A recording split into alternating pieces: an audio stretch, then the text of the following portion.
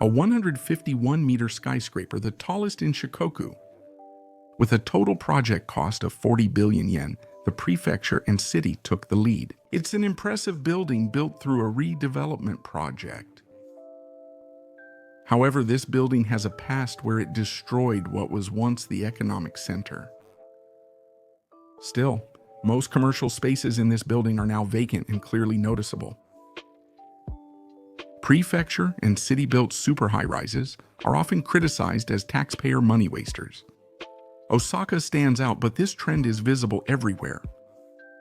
This super high-rise building is no exception. Why was the building, which is said to have various problems, constructed? I'll introduce the Takamatsu Symbol Tower in Takamatsu City, Kagawa Prefecture.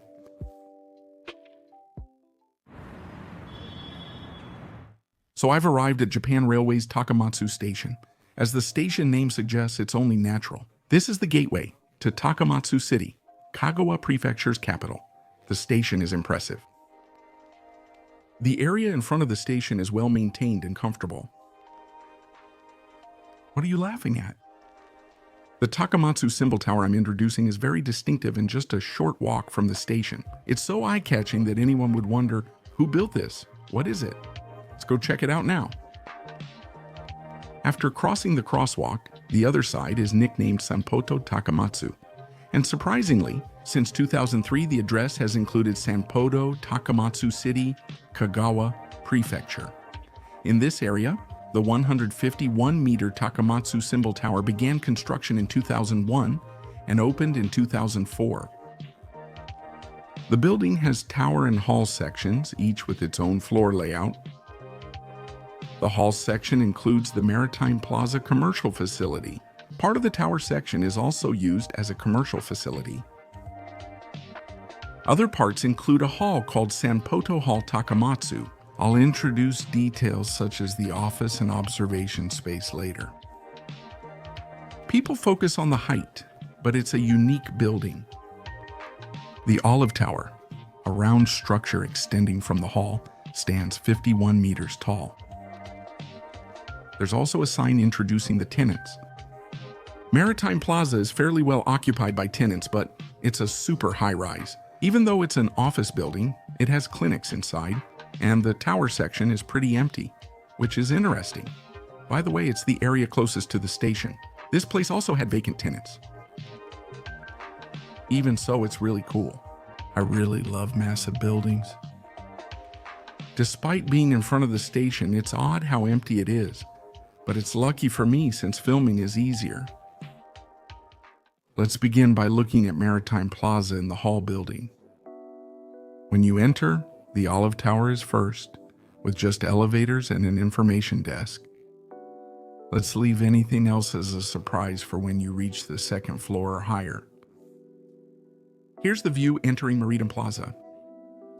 Chairs and tables are scattered throughout the open atrium. There are also tenants like cafes and souvenir shops. It's a weekday, but there are more people here than I expected.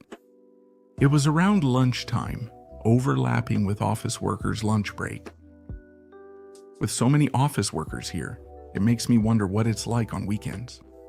I wonder if the number of people increases or decreases. I'm heading to the second floor, which has a nice open atrium. Yes, there are various tenants mixed in here, like a drugstore and a clinic.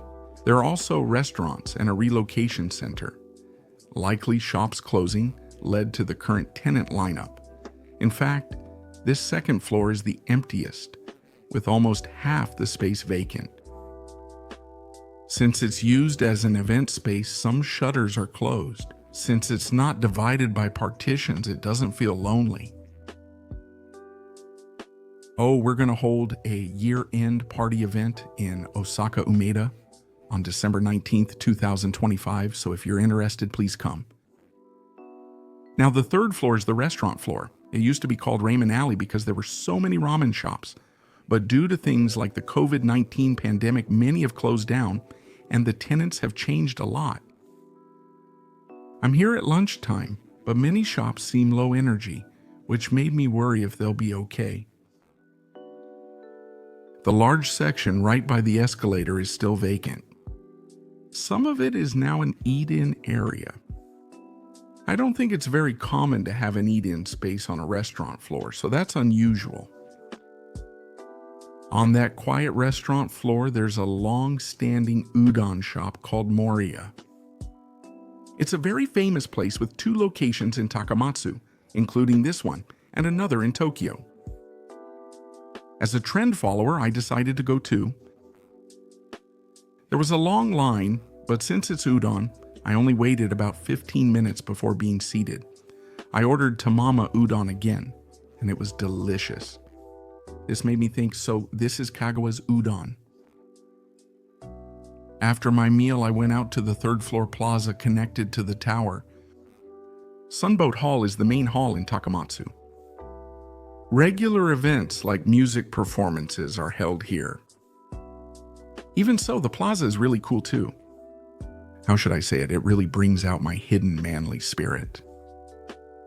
These plans were made after the bubble burst, possibly because some remnants remained then. Is that why it turned into such a cool building? Now then, this is the 3rd floor of Olive Tower, but basically, there's nothing here except for an escalator. The space in front of the elevator is usually called the elevator hall, but here, it's more like an escalator hall. Colorful chairs in the inorganic design make it resemble an art museum. It's beautiful. This tower has 3 rooftop plazas and 1 observation space. There are 2 rooftop plazas in the hall tower and 1 in the tower. Because the observation space is on the 29th floor of the tower, I went to the rooftop plaza on the 8th floor of the hall tower. The view on this side is the sea. Megi Island is visible right in front of you. The postal code is 760-0092, and the island covers 262 square kilometers. The island's highest point is 216 meters, with 168 residents, and it's known as the inspiration for Oni Island in the Momotaro legend. If you look to the other side, you can also see the rooftop plaza on the 8th floor of the tower. I came over to the tower as well. The view is similar, but this side felt roomier and I preferred it. Let's go to the long-awaited observation deck on the 29th floor. You can see the view here, but the observation area is farther inside. You'll arrive as you weave your way between the shops and keep going. There's also a cafe where you can buy a drink if you want, but you don't have to. It's a space where you can enjoy the view for free even if you don't buy anything. I believe the observation room at Carrot Tower in Sangenjaya, Tokyo, used a similar system. The view was absolutely amazing. I'm not good with heights, but I really love the scenery. Even though it's such a great place, I was surprised at how empty it was. It shows tourists don't visit here. I've come back to the 1st floor. Some areas in the tower are available for tenants, while others remain vacant. And there's an izakaya chain called Uotami, so it's kind of hard to describe. That's all for the current situation. The tenant lineup in the commercial area is clearly not aimed at tourists. Most places, except for a few like Moria and souvenir shops, are chain stores. The majority of the shops were mainly aimed at salarymen working around Senpoto Takamatsu.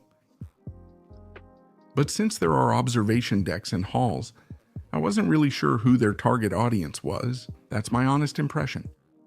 It's an impressive building. What a shame.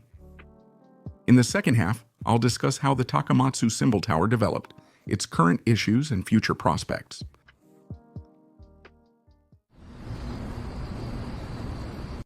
Kagawa Prefecture and Takamatsu City manage the Takamatsu Symbol Tower as part of the Senpoto Takamatsu project. It opened in 2004 as the centerpiece of the development project led by these organizations. Previously, this place and Okayama Prefecture were connected by a ferry. However, it was discontinued with the opening of the Seito Ohashi Bridge in 1988. So the idea was to create a new city center here and revitalize the area. Land reclamation began, and this area was developed and improved. In the early days before the bubble burst, you can see that there were plans for many high-rise buildings here. Unfortunately, only the Symbol Tower was actually built. The Symbol Tower cost around 40 billion yen. The prefecture's largest project was the Symbol Tower Development Corporation, led by main shareholder Taisei Corporation in Takamatsu City, Kagawa Prefecture. They founded the company and still run it today. This is the Symbol Tower, which was splendidly renovated. But behind the scenes, it was originally famous as an office district. It led to the decline of the 24-kilometer Takamatsu Chodori. Although its position as one of the centers of economic, administrative, and judicial affairs in Shikoku hasn't changed, it has become less prominent compared to before. The Symbol Tower was originally built with the expectation that companies which did not have a base in Kagawa Prefecture would expand into the area. However, not a single new company actually moved in. In reality, were most of the offices just relocated from Cho Street? The office vacancy rate on Cho Street worsened, ultimately ruining the area. Also, the commercial section of the Symbol Tower is struggling. I'll look into the situation with the offices. With only 3 sections vacant, I'll say there's really no problem. The number of tenants at the time of opening was 43, but now it has decreased to 28. It doesn't seem like 2/3 disappeared because they likely increased each section's area or made adjustments. Most current tenants are restaurants and medical clinics serving nearby workers. It is now mainly used by office workers. Early articles suggest many tourist-focused tenants, which likely led to their closure. It's sad that even though it has potential, it's not being fully utilized. Another issue is it's hard to know from outside if there's a commercial facility there at all. It stands out, but most first-time viewers wonder what kind of facility it is. In 2024, Takamatsu Orun will open in the Takamatsu Station building. A commercial facility will open and Japan Railways will be operating it. The Symbol Tower side aims for synergy, but things have only gotten harder. Here we have MUJI Loft and Deco Home, and there are also restaurants like Starbucks and Burger King, making for an attractive lineup of tenants. Plus, rent here is lower than at Symbol Tower. Honestly, we can't succeed this way. Anabuki Arena Kagawa opened in 2024. The prefectural gymnasium, which was closed due to aging, has essentially relocated here. Besides the main arena, which holds 10,000 people, there's also a sub-arena. It's used for live concerts and sports tournaments. This area lies between the Hall Tower and Symbol Tower, right by the sea at Sunport Takamatsu. There are quite a few people who pass through here on their way. Possibly because it became a passageway to visitor facilities, 3 restaurants opened here in 2025. I think the effect is visible. However, events aren't held every day, and the number of visitors also varies depending on the event. So I personally think it's not a good idea to rely too much on the arena. I'm more concerned about possible event competition since Sunport Hall Takamatsu is also there. Many people think that both the Symbol Tower and Sunport Takamatsu don't have much to offer. Most people here just work nearby, don't they? You rarely see tourists. Based on the prefecture's website, they want to develop it as a tourist spot, but it's not working well. Honestly, with only the commercial facilities, observation deck, and arena, it's hard to attract tourists. There's nothing else here. That impression is correct. Eating a lot, or what I talked about last time. I think a lot of people move to places like Marugame-machi Shopping Street. With a train station and ferry route, it has potential, or it should. Ramuki Arena Kagawa was also hoping for private development and was looking for land use operators, but there were no applicants. This land has been unused since reclamation. It may seem harsh, but the prefecture had to handle the development on their own. Private companies had little interest in this area. The entire district, not just the Symbol Tower, needs to cooperate. It seems that the Symbol Tower side also sees this as an issue for the entire district, so I'm interested to see what kind of plans they'll come up with in the future. However, simply bringing in tenants likely won't solve the problem. Takamatsu Orun isn't very large. It feels more like a commercial area within the station. However, there are plans to build a hotel in the future, but since there is hardly any vacant land left, there are only limited things that can be done. It comes down to maximizing the current facilities. It's difficult, but creating an area with many udon shops would let people easily compare different types, which I think is a good idea. Well, it's probably not that simple, though. Even before COVID-19, over 500 million yen in yearly deficits were covered by taxes. Looking only at the financial statements makes it seem profitable. That's the trick. Since there aren't many general users, including tourists, it's often said to be a waste of tax money, but honestly, it can't be helped.